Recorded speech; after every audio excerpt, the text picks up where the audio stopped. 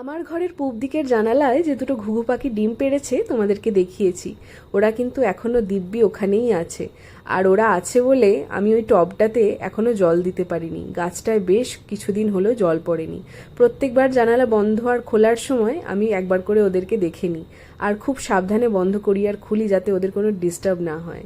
জানি না কতদিন ওদের বাচ্চা ফুটতে সময় লাগবে, দেখা যাক। আজ সন্ধেবেলা ইচ্ছা করছিল খুব একটু মুখরোচক খেতে, কিন্তু কালকে একটা ইনভিটেশন ছিল একটা বার্থডে পার্টিতে, তো সেখানে একটু মুখরোচক খাওয়া হয়েছে বলে তাই আর বাইরে থেকে কিছু অর্ডার করে খেলাম না। তাই একটু ম্যাগি বানিয়ে খেলাম, একটু স্পাইসি করে। এখানে দেখো হঠাৎ দেখছি জানালা বন্ধ করতে এসে জল পড়েছে, তো খুব সম্ভবত এটা মনে হচ্ছে আবার এসি থেকেই জলটা পড়েছে, না হলে এখানে জল পড়ার কথা নয়। আর এই সময় সূর্যাস্তটা দেখতে এত ভালো লাগে। আজকে ভাবছিলাম একটু ছাদে যাব, কিন্তু আর যাওয়া হলো না নানা রকম কাজ করতে করতে।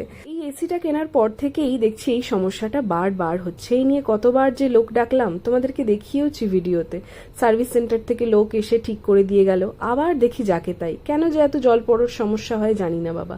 কালকে প্রচুর জামা কাপড় কেচেছিলাম, কিছু কিছু ব্যালকনিতে শুকোতে দেওয়া ছিল, আর বিছানার চাদরটা সিঁড়িতে শুকোতে দেওয়া ছিল, ওটা এখনো তোলা হয়নি। সন্ধেবেলার আগে মা বলতো জামা কাপড় তুলে নিতে, তো সেই জন্যে আমি সন্ধেবেলার আগেই চেষ্টা করি সমস্ত জামা কাপড় তুলে নেওয়ার। কদিন বেশ ভালো গরম পড়েছে, আবার মাঝে মধ্যে একটু একটু বৃষ্টিও হয়েছে। বৃষ্টিটা ঠিক মতো না হলে গরমটা আরো বেড়ে যায়, সেরকমই কিছুটা হয়েছে। এই জানালায় একটা জামা রয়ে গেছিল, সেটা তুলে রাখলাম। আমার জামা কাপড় আমি এইভাবেই ঘরের মধ্যে এদিক ওদিক শুকোতে দিয়ে দিই, শুকিয়েও যায়, খুব বেশি সময় নেয় না। তো চলো, ব্লগটা তোমাদের কেমন লাগলো জানিও। দেখা হচ্ছে নেক্সট ব্লগে। খুব ভালো থেকো সবাই।